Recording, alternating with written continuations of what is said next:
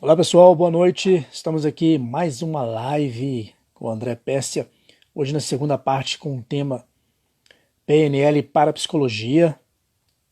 Então daqui a pouco a gente vai iniciar aqui. Só esperar o André entrar aqui. Sabrina, boa noite.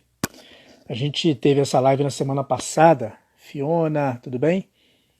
E a gente teve que fazer a parte 2 da live porque foi um tema muito bacana. E hoje nós estamos nessa segunda parte aí da PNL e parapsicologia. Acho que você mandou uma pergunta semana passada, não foi, Vinícius? Se você puder refazer ela aí, hoje a gente vai responder ela. Temos também outras perguntas que ficou aí, então falar hoje, a gente vai falar hoje sobre essas perguntas. Deixa eu ver aqui. O André está entrando. E a gente vai ter uma sequência de live essas semanas também, essa semana e na outra semana também. Depois eu vou colocar os temas aqui nos stories, no nosso grupo do WhatsApp também.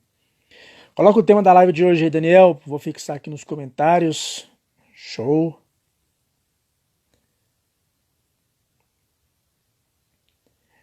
PNL para a psicologia. Existem conexões? Parte 2. Hoje nós temos umas perguntas bem interessantes aí. Maria Romualda, seja bem-vinda. Renato Ferreira, seja bem-vindo. Josane, o pessoal está entrando. André Pérsia.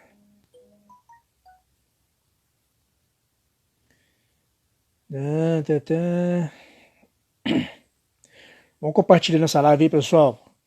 Aperta esse aviãozinho, compartilha aí para umas 3 pessoas. E esse tema aqui vai ser bacana. Essa live aqui vai ser bem interessante hoje. Não sei se vocês perceberam, mas já estou até recebendo aqui, ó, a energia. Ó. Faz a solicitação aí, André. Deixa eu ver minha conexão aqui, que hoje estava ruim pra caramba. Acho que vai estar boa aqui, viu? Rafael.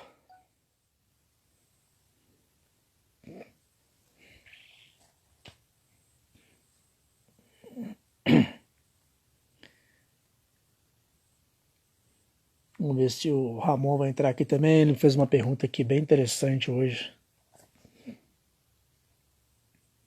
Deixa eu compartilhar essa live aqui para ele.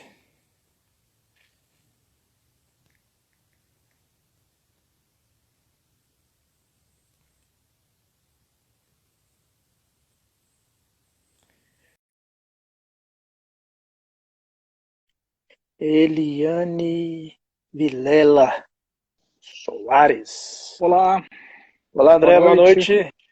Tudo Tudo bom? bem? Tranquilo? Tudo bem por aqui também. Boa noite a todos aí que estão sempre com a gente. É Prazer isso estar aí. aqui de novo para continuar a falar desses assuntos que também são muito interessantes, muito curiosos, Estamos né? aqui. Estamos aqui na parte 2 aqui. Hoje eu estou até debaixo aqui de uma aura de energia, não sei se você está vendo aqui, ó, só para a gente falar Pô, sobre esse tema aí. com certeza. Inclusive, foi até uma pergunta que eu recebi aqui agora há pouco, mas acho que o Ramon não entrou aqui. Se ele não entrar, vou deixar para fazer essa pergunta dele aqui daqui uns 10 minutos. Aí a gente vai falando de algumas questões que ficaram para trás da última live também, Sim, né? sim, Aquela live nossa, a gente bateu uma hora certinho. Essa aqui também com vai certeza. ser Esse tipo cheia de de perguntas. assunto, ele evoca a curiosidade humana, né? Que faz parte da natureza humana. Né? Aspectos curiosos sobre a natureza humana. E várias pessoas aqui têm algumas chamada experiência psíquica para contar. Né? A gente chama de experiência psíquica quando a pessoa experimenta esses fenômenos espontâneos. E é muito curioso isso, que muitas Exatamente. pessoas tiveram, mesmo contei aqui pelo menos uns dois que me vieram à mente, mais alguma outra coisa que eu testemunhei, como aquela pessoa que previu sua própria morte no acidente da Gol que teve, né? Que teve comigo, eu nem sabia que estava prevendo isso, aparentemente estava contando um sonho muito curioso. Ela teve esse sonho um pouco mais de uma semana antes do acidente em si. mas não teve nenhuma incenso de que era alguma coisa que ela devesse evitar, até porque ela andava de avião toda hora para cima e para baixo. Enfim, não, andou antes desse sonho outras vezes de avião, não aconteceu nada e tal. E até a gente ficou de pessoal que tivesse algum caso, né, alguma história para contar, né, É, também comentasse aqui com a gente. E tem até umas perguntas aqui vamos inicial. lá, Daniel, manda uma pergunta aí enquanto isso. Eu vou fazer uma pergunta aqui que o vamos lá. Ramon me fez, que ele estava assistindo um documentário e tal. Ele me perguntou se PNL é energia. PNL trabalha com energia, no sentido, a palavra mesmo de energia, sabe? É, Ramon, o PNL trabalha com sistemas humanos. E se humanos têm energia, logo o PNL trabalha com energia. Se humanos têm emoção, logo o PNL trabalha com emoção. Se humanos têm um lado racional e um lado emocional, logo o PNL trabalha com o racional, né? Enfim, e sim. Agora, principalmente a programação neurolinguística da terceira geração do Robert Dilts e é o NHR e o DHE do Richard Bandler, eles vão entrar nessa questão da energia especificamente. O Bandler vai pedir para você identificar onde que a pessoa sente a energia no corpo na hora que ela está sentindo alguma coisa e vai pedir para você aumentar, espalhar aquilo pelo corpo. O Dilts também vai trazer várias visualizações e trabalho com metáforas, amplificar sensações. Então, sim, isso é uma forma de trabalhar com energia. Tudo aquilo que é humano é trabalhado na PNL. Maravilha, André. E o Daniel colocou para a gente aqui, ó, quem pode ser considerado parapsicólogo? É uma profissão?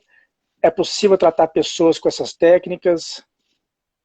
Olha, eu fui conhecido muitos anos como sendo parapsicólogo. É, mas, na verdade, assim, o que é um parapsicólogo? O parapsicólogo é quem estuda a parapsicologia. E é uma situação muito parecida com a própria hipnose, com a própria programação neurolinguística.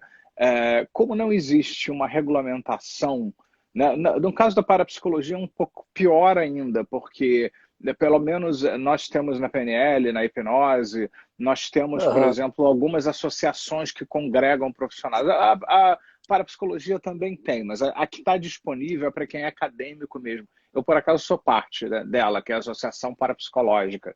Ela é americana, mas ela é internacional ao mesmo tempo. Então, ela junta pessoas que têm um compromisso de estudar, pesquisar, divulgar a parapsicologia enquanto uma disciplina científica. Porque os fenômenos paranormais ou parapsicológicos, eles podem ser estudados sob diversos ângulos diferentes. Mas só existe Aham. uma parapsicologia. Tem gente que diz, parapsicologia católica, parapsicologia espírita. Desculpa, não existe parapsicologia espírita nem parapsicologia católica. O que acontece é que aqui no Brasil, principalmente, teve uma época que alguns padres muito famosos é, Verdade. estudaram a parapsicologia, como o Padre Quevedo, que faleceu há pouco tempo agora, o Frei Albino Arezzo, que já faleceu há alguns anos. Então, algumas pessoas dessa área católica e tal estudavam isso mais a fundo, né?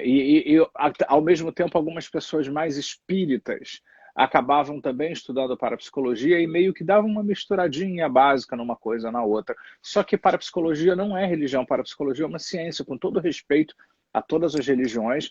A abordagem da parapsicologia propriamente dita é a ciência, o estudo, que desapaixonadamente das visões místicas religiosas vai fazer pesquisas, não interessa qual é o resultado que vai dar, não interessa se nós vamos ficar anos sem ter resposta, para a ciência não tem que ter pressa. Tem gente que diz, mas aí a gente não vai saber sobre a questão da existência humana. A ciência não tem pressa para essas coisas. A gente vai estudando até o dia que tiver uma resposta melhor em relação a isso. Isso Então, sempre encantou, parapsicólogo é né? quem estuda, quem pesquisa esse tipo de coisa. Ou quem faz Isso sempre, parte da associação parapsicológica. é, fala que isso sempre encantou as pessoas, né? A gente tava até, acho que não sei se eu falei com você, né? Essa questão do oculto, daquela coisa que sempre já veio lá do passado, né?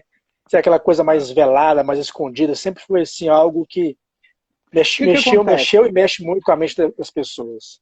O Brasil é um país assim que tem uma riqueza cultural. Nós ainda temos uma riqueza cultural muito forte, muito intensa, né?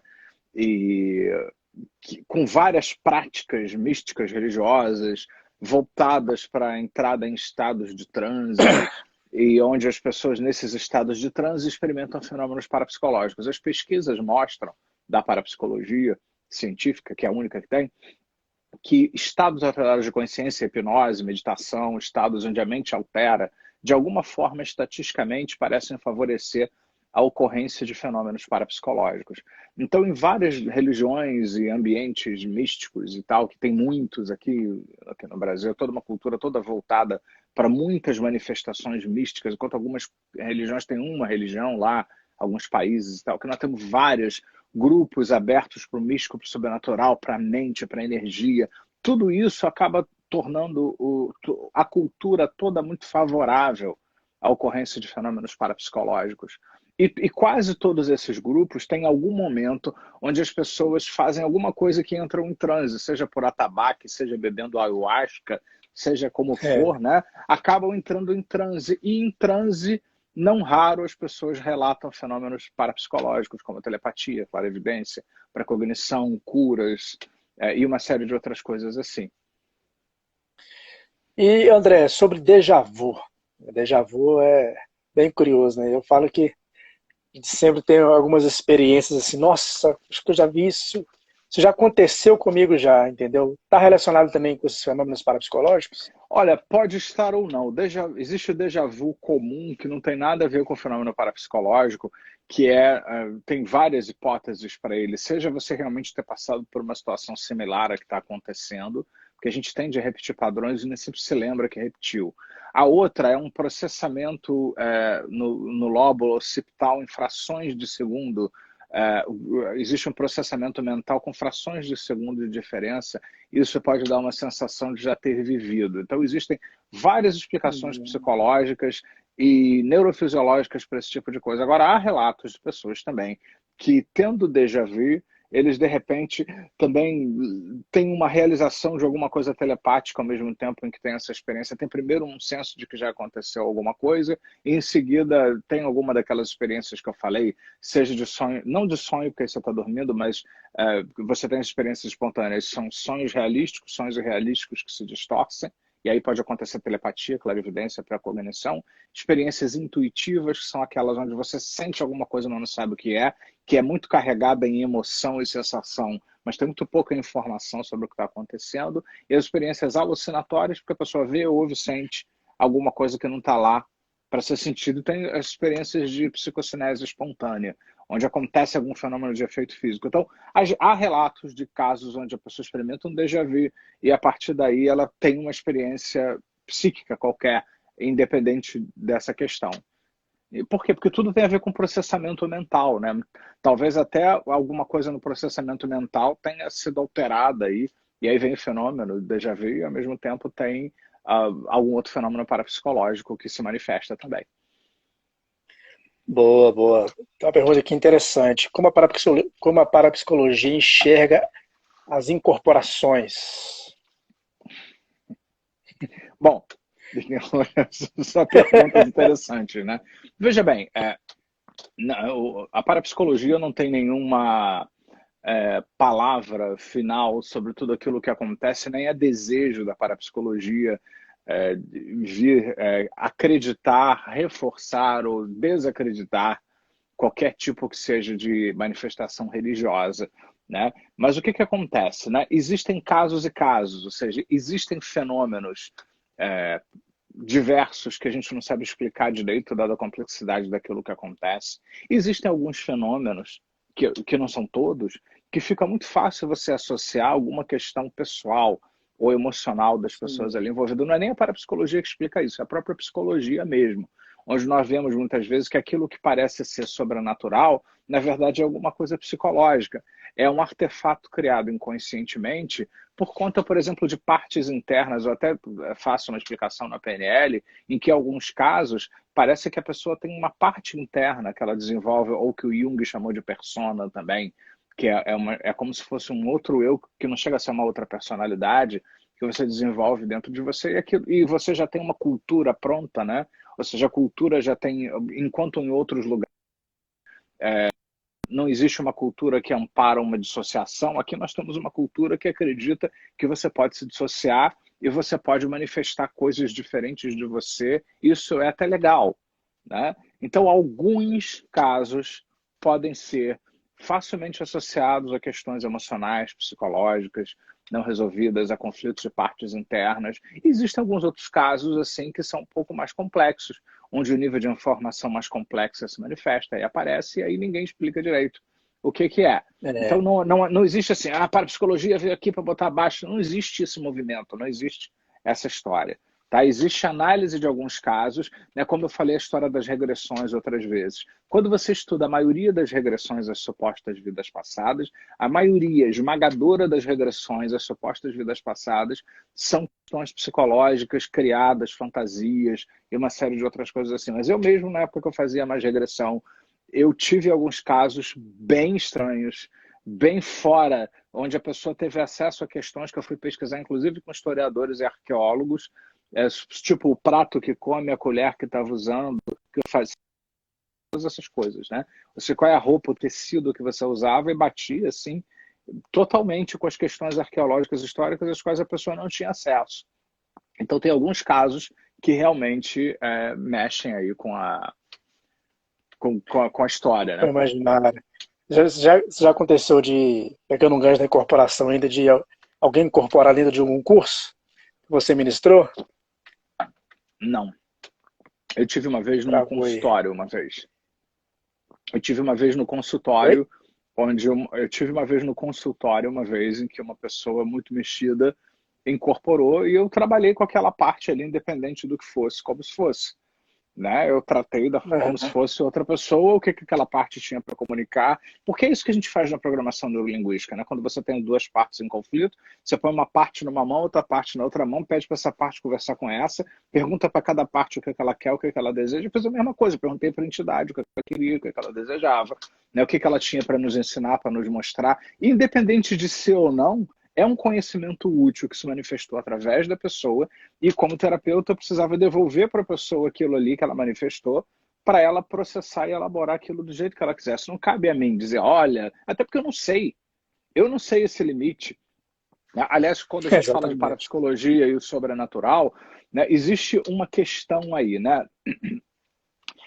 Muita coisa tida. Existe um campo da parapsicologia que é chamado psiteta, ou algumas pessoas aqui no Brasil chamaram de Zeta, mas eu acho que vem aí de uma pronúncia errada do inglês, que algumas pessoas falam um pouco errado, então deve ter soado Zeta para alguém, quando na verdade era Theta, né?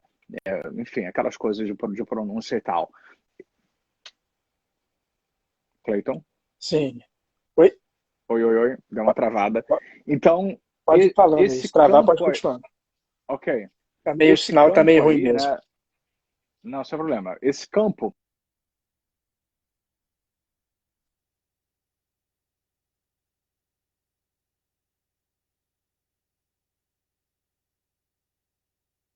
das experiências de quase morte, onde as pessoas, na experiência de quase morte, onde a pessoa lembra, várias pessoas que nunca se viram descrevem mais ou menos 3 etapas, onde elas passam por uma série de processos, elas nunca se viram antes dessas pesquisas ficarem famosas. Então tem toda uma série de etapas, mas aí os fisiologistas, os neurologistas acham que muitas dessas experiências também se devem ao cérebro morrendo, que provoca uma série de alucinações, e tem os mitos culturais todos aparecem aí. Enfim, a gente não sabe direito.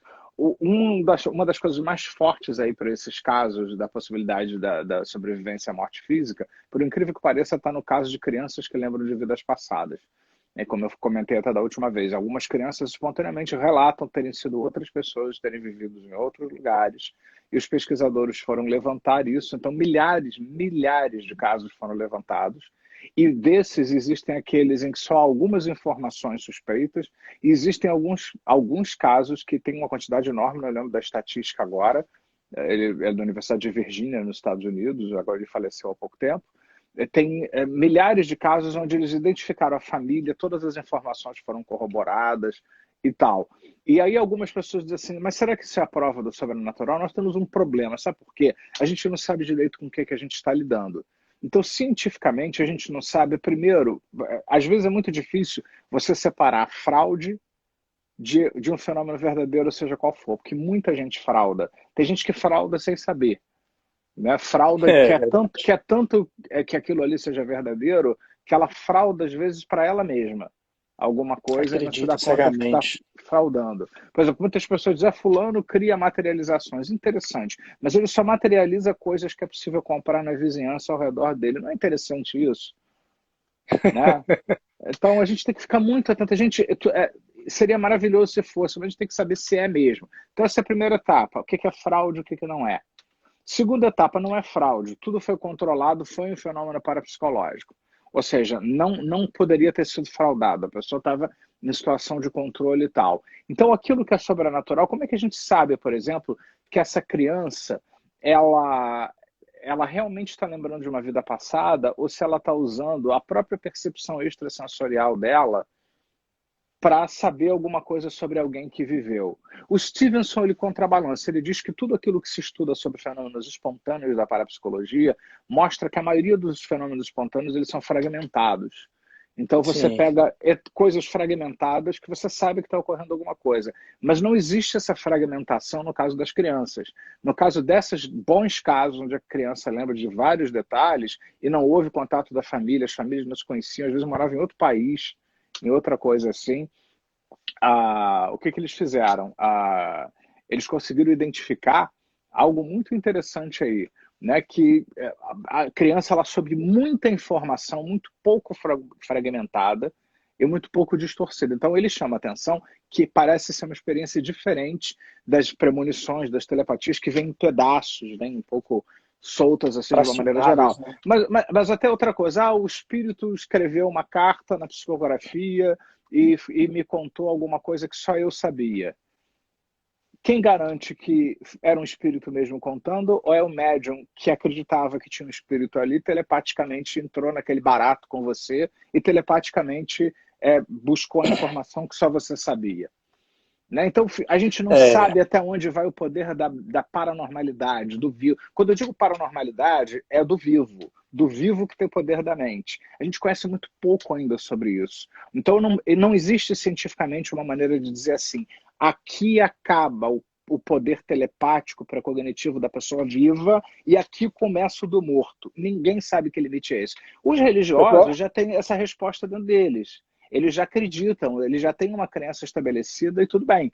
Agora, do ponto de vista da olha, ciência, como eu falei, olha, já aconteceu uma coisa comigo assim, que assim, foi bem assim, uma coisa que eu falei, eu estava em casa sozinho, olhando para o espelho, e eu falei uma coisa comigo em voz alta. Aí depois eu fui para um outro lugar encontrar com algumas pessoas, e o que eu falei para mim, essa pessoa repetiu. Ela veio tipo assim, falou assim, ó, você não é isso que você falou hoje. E eu, quê?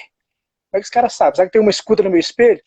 Então assim, mas isso foi num ambiente religioso, num ambiente social. foi religioso, ambiente Pois religioso. é, então aí é que tá, o fenômeno existe. E é assim, para quem não é pesquisador, você não precisa ficar com essa preocupação.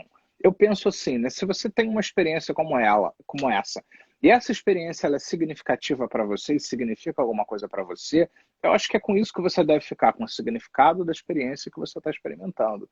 Agora, do Sim, ponto de vista, quando a gente fala em parapsicologia, em pesquisa, a gente não pode ter essa exatamente. atitude de crença, porque se envolve crença, não é mais ciência. Né? E a parapsicologia ela é uma ciência, ela é uma ciência robusta, que trabalha com estatística, com pesquisa, com padrões, com publicações acadêmicas. Já há muito tempo, desde os anos 30, de 1930, que se fundou o Journal of Parapsychology, o Journal of the Society for Psychical Research, que são publicações acadêmicas, onde as pessoas publicam pesquisas, relatos com tratamento estatístico algumas vezes, ou com todo um rigor de pesquisa, e isso é parapsicologia. Agora, quem tem uma experiência espontânea e não está preocupado em fazer ciência, fique muito à vontade para fechar em sua cabeça, como quiser, esses significados, que é mais ou menos o que eu faço com um cliente meu. Alguns clientes meus passam por fenômenos parapsicológicos e fecham como explicação, muitas vezes, religiosa, mística. Isso é a realidade deles, isso faz sentido para eles. Quem sou eu? Quem sou eu para dizer Exatamente. que não é aquilo que eles estão achando? Até porque eu não sei se é ou não. Né? E não cabe a mim ter que fechar isso para ele. E assim, acaba que a gente, eu falo por mim, né? Eu sempre fui muito ligado a essas questões, e depois que eu comecei a estudar PNL, hipnose, eu fiquei um pouco meio assim com o pé atrás, porque você começou, a gente começa, pensa que começa a entender algumas coisas. Então você fica, não, isso é leitura fria. Ah, não, isso aí é um subproduto. Sempre tem aquele choque de modelos Sim. mentais. Às vezes acontece, né, André? Olha, a leitura Eu falo fria que ela ele é uma vem entre o coisa que profano e o existe. sagrado. Eu sento com qualquer pessoa, eu sou melhor do que muito vidente. Eu brinco com os alunos, às vezes você já me viu fazendo isso pessoalmente, né? Que eu fico dizendo, você está pensando nisso, está sentindo aquilo, só lendo as pistas de acesso da pessoa. Isso existe, Exatamente. alguns sensitivos fazem isso espontaneamente. Agora, o fato da pessoa fazer algumas leituras frias não quer dizer que não tem um fenômeno verdadeiro junto, tá? Eu conheço pessoas, por exemplo, eu conheço uma pessoa especificamente que tem um dom extrasensorial muito forte. Essa pessoa faz algumas leituras frias sem saber, mas aparece ali alguma coisa que ela não teria como ter acesso. Eu não tinha como ter acesso. Por exemplo, uma das vezes que eu estava conversando com essa pessoa e ela tem lá uma prática de fazer isso acontecer, né? Ela não foi nem eu, minha irmã estava com ela, é amiga dela também, e ela joga, né, cartas lá e tal. Ela falou assim: olha, seu irmão vai fazer uma viagem, né? Vai. Pois é, vai acontecer alguma coisa. Ela disse, um acidente, alguma coisa? Não, não é nada com ele vai ficar bem, mas vai acontecer alguma coisa, né? Alguma coisa diferente. Eu vejo alguma coisa ligada à natureza, né? Sabe, alguma coisa que me vem aqui na cabeça, sabe como é terremoto? Ela falou, puxa, mas eu não tenho que alertar ele. Mas engraçado, eu não vejo como perigo, ela dizendo, eu não sinto como perigo, mas é um fenômeno da natureza, eu não sei o que que é. Isso foi 2 meses antes de eu viajar. Aí eu fui para a Inglaterra naquele período que teve aquele negócio do vulcão, lembra, da Islândia? Sim, Né? Que sim. paralisou a Europa, ninguém voava na Europa por mais de 15 dias, ou seja, era um fenômeno da natureza, do tipo maremoto, não sei o que lá, só que ninguém morreu, não é nada disso, mas todos os voos foram proibidos, porque tinha gente dormindo pela praça, pela estação de trem, pelo aeroporto. Eu fui fazer até um curso do Richard Bandler lá em Londres, por isso que eu fui. E até o Bendler brincava dizendo que alguém ia culpar ele pelo vulcão e tal, que sempre põe a culpa nele das coisas que não dão certo. Enfim, ele usa tudo, né? E é muito interessante. Essa pessoa recentemente falou com uma pessoa que eu conheço e disse isso em janeiro, assim, jogou para essa pessoa e disse assim algo do tipo: engraçado, eu te vejo em casa há muito tempo. Não sei. Ela falou, mas eu vou ser demitida? Não, engraçado, você não vai ser demitida. Mas eu vejo você, não sei se vai ser algum pequeno acidente, não sei o que que é. Eu te vejo muito tempo em casa. Aí surgiram uma série de coisas, vai ser uma oportunidade para isso, para isso, para isso. Mas eu te vejo em casa. Isso, gente, foi muito antes dos casos de Pequim aparecerem. E ela ainda falou assim, mas não vai ser agora não, vai ser lá para tipo depois do carnaval, alguma coisa assim. Né? Então tem alguns casos em que a pessoa ela tem um dom, ela tem alguma coisa assim. E Passa o agora, WhatsApp dela isso pra não mim. quer dizer. Com certeza. É uma das melhores que eu conheço. Isso não quer dizer que assim a pessoa não misture outras questões. Lembra que eu falei dos fenômenos parapsicológicos irrealísticos, intuitivos e alucinatórios? A coisa se mistura aos Aham. processos mentais. O que os estudiosos da parapsicologia concluíram é que esse processo ele se mistura aos nossos processos mentais. Então, no meio dos pensamentos ordinários que a gente tem uma série de eventos parapsicológicos acontecendo. Parece que o que a gente chama de paranormalidade na nossa cultura popular, dentro da pesquisa parapsicológica, chama-se de psi, né? Psi, PSI, psi. Sim, Psi sim. seria o que nós chamamos de paranormalidade. E a paranormalidade parece ser alguma coisa que faz parte do nosso processo interno e está totalmente conectada às nossas questões internas, às nossas questões pessoais. Então, não é assim, mas a pessoa ela errou uma coisa e acertou 8. Puxa, olha a estatística disso. Né? Se ela acertar 8 e errar uma, né? Então, há distorções, porque o processo ele raramente ele vem limpinho do jeito que chega na pessoa. Verdade. Você vem com ruídos. Exatamente. Show. Lembra, omissão, generalização e distorção, que a programação neurolinguística acaba estudando. Deixa eu ler uma pergunta aqui do Renato. Falso selfie, o corpo mostra. É muita informação pessoal ancestral. Acontece? Entendeu? Não. Também Isso é o quê? não. Um estudo, uma pesquisa, um Não, ele falou livro? assim, falso selfie, o corpo mostra. É muita informação pessoal ancestral. Acontece? Também não entendi, Renato. Eu não sei se ele está falando da leitura fria, né? Porque realmente o corpo mostra muitas coisas. E mesmo intuitivamente, mesmo sem você ter estudado qualquer coisa sobre isso, Uma pessoa mais atenta, ela consegue começar a ficar atenta para a linguagem não verbal. É isso que nós ensinamos na PNL, que você calibre a pessoa, inclusive na linguagem não Verdade. verbal, naquilo que a pessoa não está dizendo. É mesmo que você não saiba exatamente o que se passa com a pessoa, né, você acaba tendo uma ideia do que está acontecendo com ela só prestando atenção na linguagem não verbal. E ali vem um monte de questões, um monte de coisa. Se Tem. você estudou um pouquinho de PNL, de psicologia, então é aí que você vê um monte de coisa da linguagem não verbal. Nalva Andrade, pode me explicar a maioria do que penso, alguém responde ou acontece? Faz muito tempo isso. A É, maioria das coisas o, que ela pensa, alguém responde, acontece, tipo isso. Olha, existem duas possibilidades para isso que você está dizendo. Você tem a possibilidade psicológica, que é aquela onde o significado está no ar, mas não é telepatia. Né? Ou seja, as coisas estão ali, está tudo acontecendo, tudo no ambiente está sugerindo aquela resposta que ele desfez. Então, às vezes, a gente parece que está lendo a mente de alguém, ou às vezes parece que a gente está sentindo alguma coisa que, na verdade, não é um fenômeno parapsicológico. Por isso que eu digo, se você mora com uma pessoa, vive com ela ou a vê com regularidade, e essa pessoa, você tem um sonho que ela fica doente, e aí ela, dias depois ela se mostra doente, eu tenho minhas dúvidas se você tem um fenômeno parapsicológico verdadeiro. É porque, na verdade, a sua interação com ela pode ter feito você ter identificado pequenas mudanças não visíveis que você deletou no nível normal da consciência, mas que a sua mente inconsciente percebeu. E aí você pode Verdade. ter reproduzido na forma de sonho. Pode, não estou dizendo que não foi, talvez tenha sido, né? Mas pode não ter sido, porque existe o fator sensorial aí na questão. Agora, existem casos onde a pessoa não tem como saber uma coisa muito específica, que é específico demais, como, por exemplo, essa questão do fenômeno da natureza. Eu cansei de viajar, essa pessoa sabia que eu viajava com frequência, ela nunca, em nenhuma das outras vezes, disse isso, né, como naquele caso que eu comentei da última vez, do acidente, né? Eu sempre fui com as pessoas, eu já havia levado essa nossa amiga lá junto com essa outra muitas vezes, não tenho nenhum problema com isso, não tenho medo de andar de carro com ninguém, achava até que ela dirigia muito bem, muito melhor do que eu, inclusive na época, né? E, enfim, e no entanto, naquele dia especificamente, eu tive um negócio que falou para eu não ir, e naquele dia especificamente, uma hora depois, ela sofre um acidente e aconteceu comigo tanto dia para eu sentir isso, por que eu não senti isso nas outras vezes, em outros momentos, em outros dias que eu fui com ela? Por que eu senti exatamente no dia onde 2 horas depois, uma hora e pouco depois, houve um acidente? Então é isso que a gente precisa levar em consideração, mas talvez a gente nunca saiba a resposta. Por quê? Porque fenômenos espontâneos, eles não são controlados.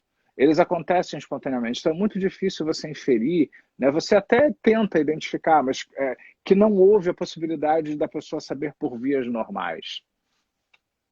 Verdade.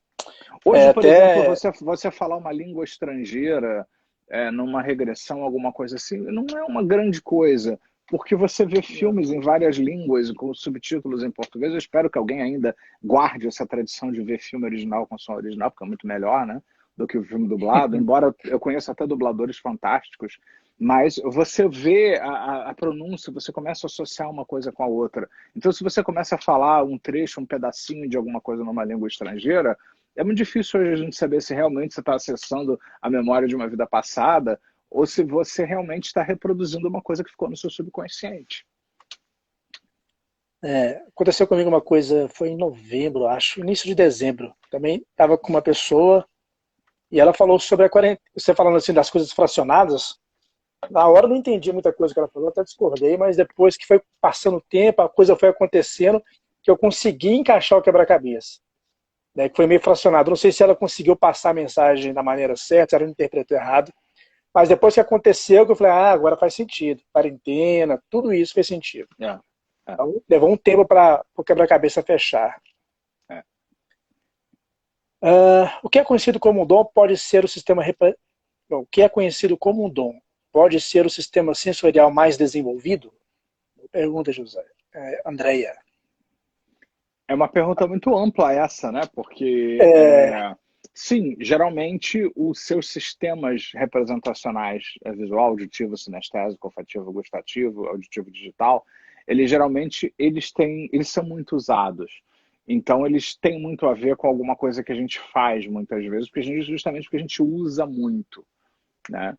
No caso que a gente está debatendo hoje aqui, dos fenômenos parapsicológicos e da programação neurolinguística, existem algumas relações, por exemplo, talvez uma pessoa mais auditiva, ela seja mais propensa a experiências alucinatórias auditivas, talvez uma pessoa visual seja mais propensa a ver coisas, ou uma pessoa mais sinestésica talvez seja propensa àqueles fenômenos da intuição, onde não tem muito pouca informação de imagens e sons, mas vem uma sensação física, um aperto no peito, alguma coisa assim.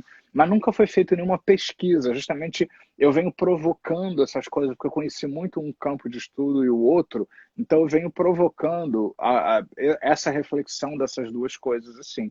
Então eu acho que até o sistema representacional mais desenvolvido pode ter a ver com o tipo de fenômeno parapsicológico que você experimenta mais. Na minha observação empírica, eu acredito que sim. O André perguntou aqui, você já estudou magia? Magia. Só porque eu escrevi Aprendiz de Feiticeiro, o Retorno do Mago, o Mago e o Vendedor? Não, não, Eu não não, estudo não, magia. não. Não, eu Magia é faço legal. mágica, é diferente, né? A mágica da PNL, a mágica da mente. Mas eu entendo, existem estudos especificamente de direcionamento de Badon, recursos internos que tem a Nicolas ver com Levi. magia. Eu achei muito interessante, né? Porque uma vez na Inglaterra, né, em Glastonbury, lá é toda uma região ali da Inglaterra que é muito mística, né? Onde está enterrado o rei Arthur, onde tem Stonehenge, aquelas pedras e tal. Então ali lá os bruxos, os feiticeiros, eles têm os bruxos britânicos, né, eles têm associação de bruxos, eles têm carteira de bruxo e tal, né, Eu uma só falo uma... profissão, né, eles têm umas lojas lá, que é muito que a gente tem aqui das lojas, muito parecidas, né, com elementos e coisas de bruxo e coisa e tal, Eu né, só falo uma então, coisa, André, para não tem finalizar, volta. Se realizar. você estudar uma vez, acabou. Então, pense bem antes de entrar, que não tem como voltar atrás, não. Adilson, meu amigo Adilson Camelo, boa noite. Eu já vi o barranco cair antes dele cair. Uma voz me alertou. De novo, eu não sei como é que você viveu essa experiência, tá? Não estou querendo desqualificar a sua experiência, não. Às vezes o barranco não está para cair, mas você inconscientemente pode ter Verdade. detectado a precipitação da queda. Talvez toda a geologia ao redor já está diferente do usual. Talvez tenha comunicado para você inconscientemente o que estava para acontecer. Mas eu não estava lá para saber, né? O que Cara, foi que nossa você mente é viu incrível, né? exatamente. É, veja bem, pode ter sido verdadeiro. Eu só estou aproveitando a sua Eu fala sei, eu para sei. o tipo de análise que a gente precisa fazer quando estuda parapsicologia. Então a gente precisa parar para pensar. Ele teve acesso a uma coisa que ele não tinha como saber, ou ele teve acesso a alguma coisa que ele talvez pudesse saber inconscientemente, mas a mente consciente não registrou. É igual você sonhar algo de alguém com quem você convive ou trabalha. Né? Você está exposto àquela pessoa há muito tempo, você está captando um monte de coisas. Talvez aquela geologia ali já estivesse dando sinais há muito tempo de que ela estava com erosão ou alguma coisa assim. E de Verdade. repente, quando você detectou a coisa chegar num nível tal, veio um alerta. Agora, pode ter sido também fenômeno parapsicológico, não impede que tenha sido. Nosso inconsciente está o tempo todo É, captando as coisas, né, André? As é. mensagens, isso que a gente não percebe. Eu penso, sabe o quê? Que eu coloco lá no meu livro para a PNL, que inclusive eu estou fazendo uma versão estendida agora, maior, mais um projeto agora de quarentena, né? Eu tenho que aproveitar o tempo, né? Boa. É, o, é que não importa, do ponto de vista pessoal, desde que aquilo tenha sido útil para você, desde que aquilo tenha ensinado alguma coisa para você, desde que você tenha feito alguma reflexão, tenha crescido, é isso que importa. Ter te ajudado de alguma forma. Eu tive um caso muito interessante, Cleiton, de uma aluna minha de um curso de parapsicologia que eu dava na Universidade Estácio, no Rio de Janeiro, quando eu tinha 18 anos de idade, eu era aluno e ao mesmo tempo eu ensinava, eu dava assim, curso no auditório para 300 pessoas, assim, era uma coisa gigantesca. Uma aluna, ela sempre passava o Réveillon aqui no Rio de Janeiro, naquele barco que afundou, o Batomush. Foi muitos anos, adorava, ela andava de barco, a família também, adorava Réveillon no mar, sempre gostou. Naquele dia, ela estava indo, acho que pela terceira ou quarta vez, se não me engano, né, naquele barco do Batomush, feliz da vida, e de repente, de manhã ela acordou angustiada, ela teve uma experiência intuitiva, né, que a gente diz.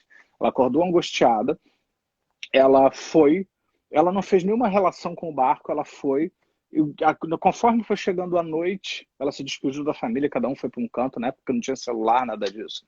Cada um foi para um canto, e ela foi, aí conforme ela foi chegando perto, ela foi aumentando a angústia. Quando ela entrou dentro do barco, a angústia veio muito forte. Quando estava para zarpar, ela só entendeu, ela não viu nada, ela não teve nenhuma visão, nenhuma cena, ela só entendeu que ela precisava sair dali. Então ela pegou o marido dela pela mão e falou: a gente tem que sair daqui. Todos os amigos estavam lá. E todo mundo tratou ela como se ela fosse maluca. O marido: eu vou te internar no hospital psiquiátrico. Você tá maluca, a gente já pagou, a gente não tem nem o que comer em casa. Já é 11 e tanto da noite e tal. E ela: não sei, eu preciso sair daqui, eu não sei o que que é. E aí ela foi para casa frustrada, achando que ela estava maluca, que ela estava fora de si. E o que que acontece, né? No dia seguinte, todo mundo batendo na porta dela, que ela dessa altura foi dormir tarde, achando que ela tinha morrido. Vários, a maioria, acho que todos os amigos morreram ali naquele acidente do Nossa. Matomushi aqui em Copacabana, no Rio de Janeiro.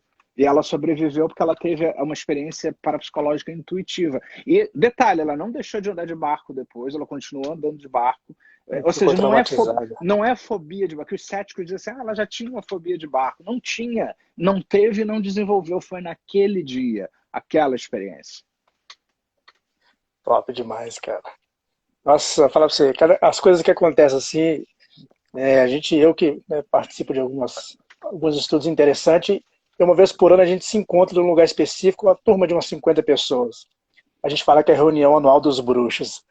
Mas assim, cara, acontece cada coisa. Tinha que ter, a gente fala assim, a gente tem que fazer uma pesquisa científica para realmente mapear, para catalogar, para saber, para fazer a coisa, estudar mesmo, sabe? Porque só a gente falando, comentando, fica aquela coisa empírica, né, André? Não dá para. E sempre tem Olha, alguém que aumenta, né? a Louisa Rainer, ela estudou os fenômenos espontâneos só catalogando cartas. Ela não foi lá estudar os fenômenos em si. O que que ela acreditava? Que quando você junta muitos exemplos de uma mesma categoria, um padrão emerge. É muito parecido com a história lá da espiral dinâmica, como Claire Graves fez. Ele foi juntando. O que que é o aluno, uma pessoa psicologicamente saudável? E ele foi recebendo trabalhos. E aí ele começou a perceber aquilo que se faz nesse tipo de estudo, o padrão que emerge. Então ela disse assim: não estou discutindo se o fenômeno é verdadeiro ou não, mas ela disse assim: o que não fizer parte do padrão vai destacar. Então ela teve milhares e milhares, não sei se foram 5 mil e tantos casos que fizeram parte da coleção final, ou enfim, um número muito grande. Né? Um livro que ela publicou chamado The Invisible Picture, quem puder ler em inglês, leia, Louisa Rainer, sobre fenômenos espontâneos, The Invisible Picture. É muito interessante. Então, você pode estudar padrões, você pode pegar padrões, catalogar, observar as experiências, fazer uma análise. Não vai ser um fenômeno experimental, mas não é para ser. Mas você pode fazer É, observações bem úteis sobre a dinâmica. Depende da proposta. inclusive, antes da a gente ia até fazer um encontro no Rio aí, mas veio a pandemia. Vamos ver se ano que vem a gente faz esse encontro, você vai participar aí. Marlene, podemos entender que Será que eu quando. qualifico como bruxo? Você vai entrar pro clube aí dos bruxos. Imagina. É, na verdade, você é bruxo, né, André? Você não vai entrar. A gente vai ter um upgrade de bruxo lá.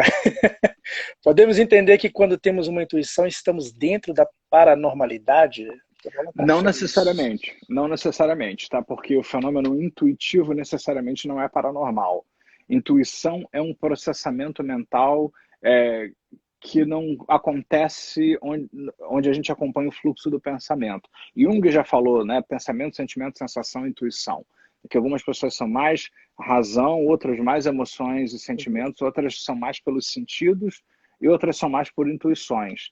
Então, o intuitivo é aquele que fecha as coisas na cabeça dele sem necessariamente ir obedecendo racionalmente um caminho. Mas não tem nada de paranormalidade na maioria das vezes. É um processamento que não passa pelo crivo da mente consciente. Mas existem fenômenos como a Louisa Ryan e outros detectaram, onde intuições parecem estar relacionadas a coisas que elas não teriam como saber ali. Por exemplo, se eu estou trabalhando num projeto e eu tenho uma intuição de finalizar o projeto, provavelmente é porque eu estou pensando no projeto, eu tenho conhecimento de todos os elementos do projeto, e aí eu tenho uma intuição de como melhor terminá-lo. Agora, se eu tenho uma intuição de que eu preciso falar com uma pessoa que eu não vejo há muito tempo e preciso falar com ela, tenho que telefonar para ela, desculpa que naquele momento ela está morrendo, aí é diferente. Né? Ou seja, tanto É, momento para eu ter esse arrobo de vontade de falar com a pessoa e eu vou ter exatamente naquele momento que alguma coisa está acontecendo. Já viu? Um amigo meu mandou perguntar, André, um amigo do amigo meu, o que você acha de voodoo dentro da parapsicologia? É. Olha, o voodoo nada mais é do que aqueles bonequinhos. Aliás, quando eu fui a Nova Orleans, eu trouxe um monte de bonequinho voodoo. Meu Deus, agora é que acabou, né? Agora entregou a identidade. Entreguei totalmente. Não, Ah, brincadeira. Eu trouxe porque é uma coisa que é turística lá. Assim como você vai em Salvador e você compra guias e compra fitinhas do Senhor do Bonfim, lá você compra bonecos voodoo. Eu trouxe 2 dúzias, assim, que veio uns para minha mãe, 2 para minha avó, minha mandou um família, Sedex sabe? aí. Então, sair distribuindo os bonequinhos aí para as pessoas de uma maneira geral. Mas, assim, o voodoo é uma prática onde você faz, direciona a sua mente desejando um efeito físico, né, para alguém, né? Agora, o que é muito curioso, assim, que foram feitas pesquisas antropológicas sobre o voodoo, né, onde os antropólogos eles faziam toda a história do voodoo, mas sem fazer voodoo de verdade. Eles botavam na porta da pessoa um boneco voodoo, todo espetado com o nome da pessoa lá, mas não tinha nenhum ritual voodoo, nada disso. Sim, Era uma coisa feita mesmo sem nenhuma intenção nesse sentido. E a maioria das pessoas que recebeu o boneco na casa, passou na cultura onde você acreditava nisso, no Haiti e outros lugares assim, essas pessoas morreram, tiveram uma série de problemas e tal, enfim, quando na verdade nada estava sendo feito para essas pessoas. O que a gente conclui que a crença também é muito importante em relação a sim. isso, né? Se a pessoa acredita, um dos motivos pelos quais as pessoas mandam o voodoo espetado para a porta da pessoa é justamente para abrir a guarda do outro, para criar o efeito nocebo. Eles não fazem isso de cabeça pensada, mas é o que eles criam. Né? Olha só o que te aguarda aqui, né? Olha um monte de sangue, um monte de agulha espetada no coração, na cabeça e tal. Aí a pessoa acredita naquilo, se apavora, começa a somatizar um monte de coisas assim. Agora, existe ação da mente sobre a matéria, né? Ou seja, isso já Sim. foi documentado cientificamente. Né? E tudo aquilo que a gente põe o foco e desenvolve, a gente vai ficando melhor naquilo.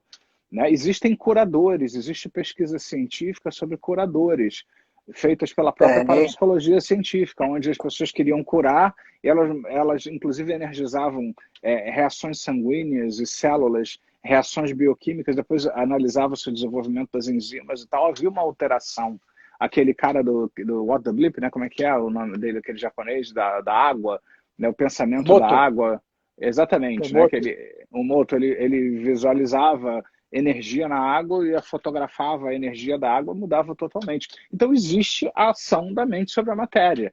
E como diz o Richard Bandler, né? Sem saber de nada, o pessoal que pratica voodoo pega um pedaço de cabelo da pessoa, o que é isso? DNA. Mas, assim, na maioria dos casos, tem muito essa coisa psicológica envolvida na história. Né? Olha, Tem. se fosse esse negócio assim mesmo, de você realmente desejar mal a alguém e essa pessoa morrer, agora, atualmente, já tem um monte de gente aí morta da política, da sociedade, uma Nossa. série de outras coisas assim. Se Ia isso ter empate valesse na mesmo, Libertadores, todo mundo ia ser campeão. exatamente, né? O campeonato baiano terminava em empate, né? Como diz o outro, né? Nossa. Aqui depois que fizeram a reforma do Mineirão, o Galo ganhou o título. Desenterraram lá a cabeça de boi que estava lá. Não sei se é coincidência. Sirley falou, ó, natural as pessoas acharem que o trabalho da hipnose e terapeutas são bruxos. Algumas pessoas pensam, É, né? porque, Aqueles lembra, tudo, mitos. tudo, tudo aquilo que tem semelhança e contiguidade, a gente tende a colocar no mesmo lugar. Embora sejam coisas diferentes, tem alguma coisa de estado de transe, tem alguma coisa de alterar a mente, tem alguma coisa de focalizar, de concentrar. Então, a quem não sabe essa diferença, vê essas coisas similares, parecidas, e acaba classificando do mesmo jeito. Tem muita gente que tem dificuldade de fazer hipnose porque acha que é isso, que a gente está lidando com algo sobrenatural, É, com algo místico, e não é nada disso, nunca foi. teve alguém que Pelo menos perguntou essa é a aqui, versão mas oficial, né? não vou saber ler ou não pronunciar o nome da pessoa, não. Mas aqui, o que você acha do espiritismo? Você não acha que quando começou os estudos, antes de se tornar religião, não era estudo de parapsicologia?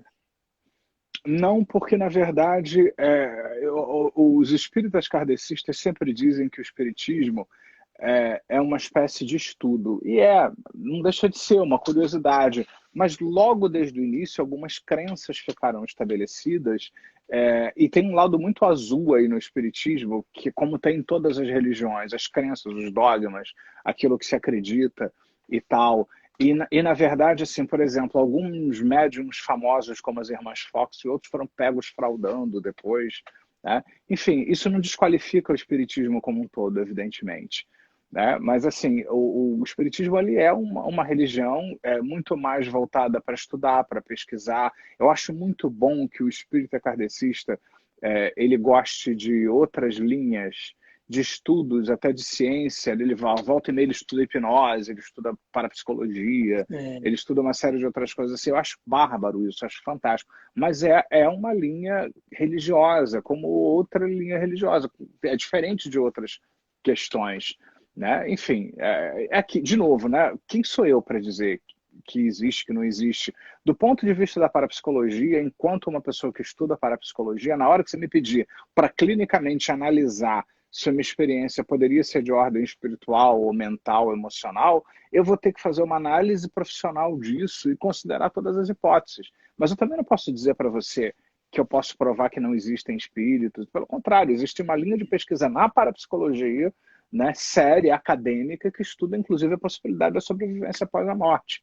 Então existe alguma consideração aí nessa área, né? Só que com muitas reservas, porque ciência não é lugar de crença, né? Ciência é verdade. ciência, não é lugar de crença, não é melhor nem pior, é diferente. Né?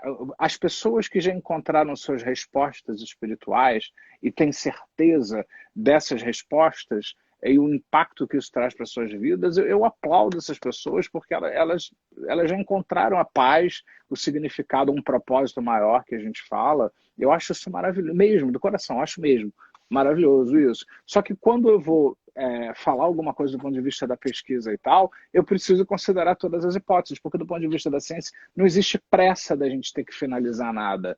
Não, a gente não tem que ter uma pressa para vamos responder amanhã se existe ou não vida após a morte. Não tem essa preocupação. Vinícius Anchieta, André, boa noite. Como a parapsicologia vê os antigos deuses pagãos e seus vários panteões? Como é uma manifestação, né, da cultura, do povo, das pessoas de uma maneira geral.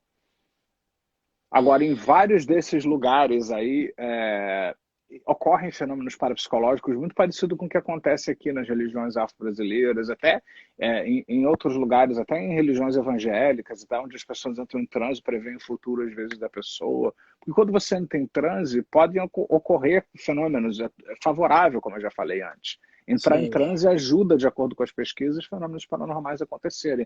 Então, nos rituais pagãos, em xamanismo, no candomblé, em todos os lugares existe transe, existe gente falando coisa estranha, existe gente dizendo coisa que não tem acesso, em todos os lugares, só muda o endereço e a forma de Tem até manifestação. um livro do Joseph Campbell, né? As Máscaras de Deus, que é bem interessante. Tem todo esse estudo aí dos deuses. Campbell é bem junguiano, né? Ou seja, eu gosto muito dessas É, abordagens junguianas, isso é bem interessante.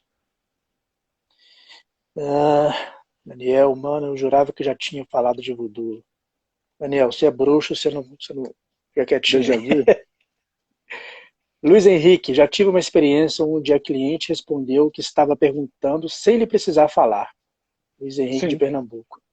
Sim, sim, sim. Às vezes acontece isso, acontece comigo o tempo todo. Inclusive, no meu livro eu falo de casos de transferência, onde clientes de psicoterapia tiveram sonhos que eles souberam detalhes de coisas que eu estava vivendo quando eu estava viajando de férias fora do Brasil. Na época eu não tinha rede social para postar onde eu estava, nem a minha família sabia onde eu estava, e eu passei por algumas coisas muito peculiares. Eu relato isso em papers que eu publiquei na Sociedade Britânica de Pesquisa Psíquica, onde eu mostro que a situação de transferência do cliente e o terapeuta pode favorecer pelas crenças envolvidas, pelos valores, o vínculo terapêutico que se forma, tudo isso é favorável para a ocorrência de fenômenos. Vários clientes já tiveram relatos de coisas que eles não teriam como saber, porque eu não falo a respeito, e é muito específico, não é nada muito genérico. E eu também já tive essa experiência de, às vezes, fazer uma indução, falar de alguma coisa, algum tema, algum nome que tem a ver com aquilo da vida da pessoa que eu não tinha a menor ideia também.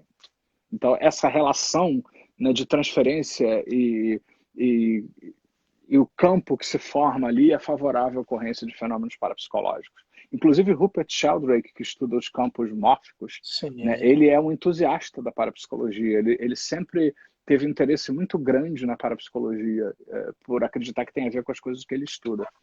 Esses campos que se formam, morfogenéticos, né? Daniel comentou aqui que já viu um caso de cura de câncer terminal cerebral numa sessão de ayahuasca. Pois é. Se foi muito documentado, eu acompanhei um caso de perto de uma pessoa que eu conhecia que estava com o exame na mão, ia fazer cirurgia, tinha um cisto que precisava ser operado, ele estava ali, dava para sentir com a mão e tal. Não foi em ayahuasca, foi num ritual de candomblé que ela queria ir, eu fui acompanhar, tá, como pesquisador. E aí ela saiu dali, enfim, aí foi fazer o último exame antes da operação, o cisto desapareceu.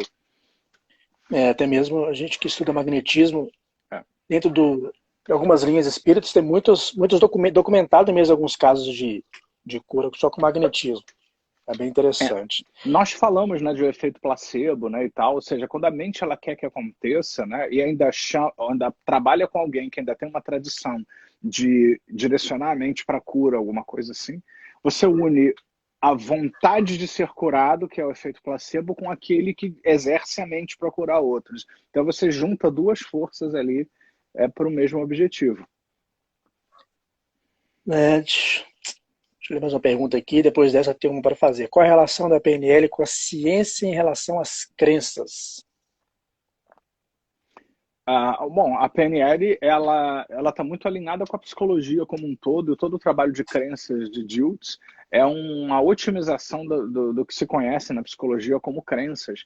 Crenças têm a ver com a forma como nós desenvolvemos regras para poder viver aquilo que é importante para nós.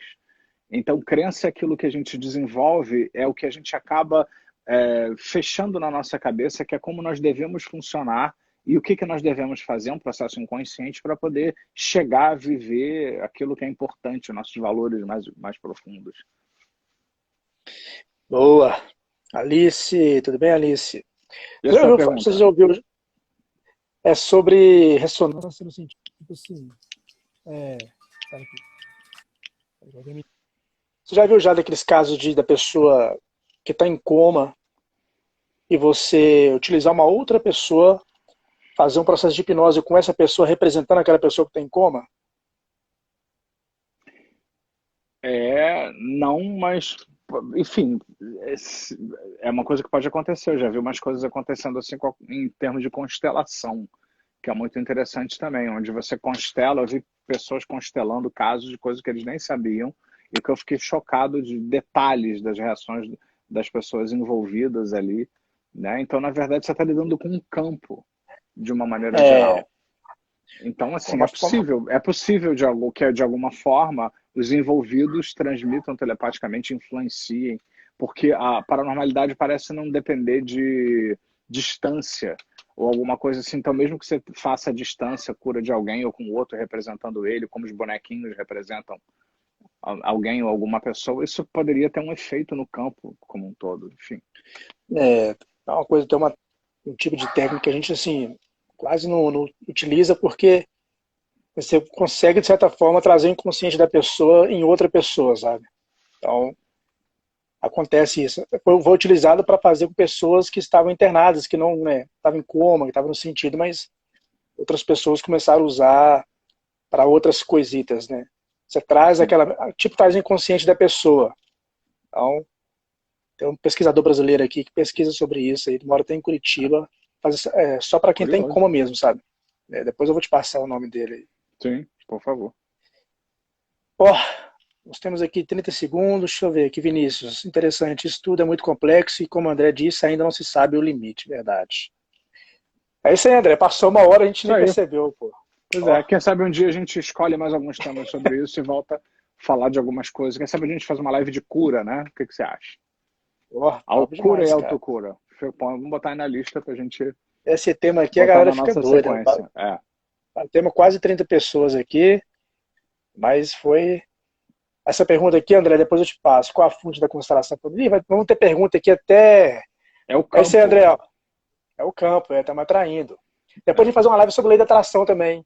Sim, uma boa, põe aí, a gente vai fazer. Gente, muito obrigado, Cleiton, obrigado a todos aí por estarem presentes de novo. Prazer estar aqui falando de algo que foi como eu comecei tudo isso, foi Tá com aí.